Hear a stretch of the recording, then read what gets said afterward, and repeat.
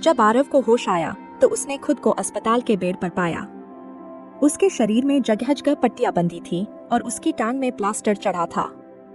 जैसे ही उसकी नजर पास बैठी सिया पर पड़ी, वह अंदर तक टूट गया। उसने भारी आवाज में कहा, सिया, अब मैं पहले जैसा नहीं रहा। मैं तुम्हारे लिए कुछ भी नहीं कर पाऊंगा।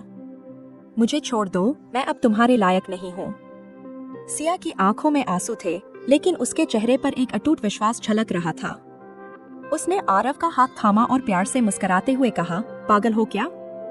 शादी के समय मैंने वचन दिया था कि हर हाल में तुम्हारा साथ दूंगी। तुम मेरे लिए अब भी वैसे ही हो जैसे पहले थे। मैं तुम्हें छोड़ने का सपना भी नहीं देख सकती।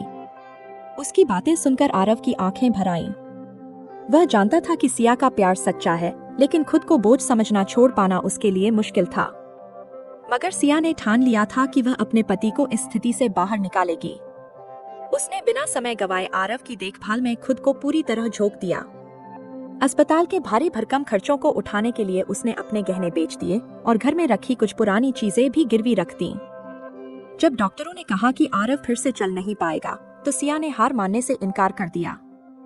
हर सुबह वह सबसे पहले उसकी मरहम पट्टी करती, फिर खुद उसके लिए खाना बनाती और जब फिजियोथेरेपिस्ट आने में देर करता तो वह खुद किताबें पढ़ पढ़ कर व्यायाम करवाने लगती।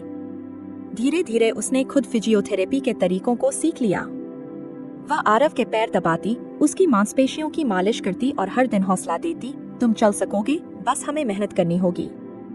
कई रातें बिना सोए गुजर गईं, लेकिन सिया ने कभी शिकायत नहीं की। जब भी आरव हताश होता, वह उसके सामने मुस्कुरा देती और कहती, मेरे लिए तुम वही हो जो पहले थे। हमारा प्यार इन कठिनाइयों से बड़ा है।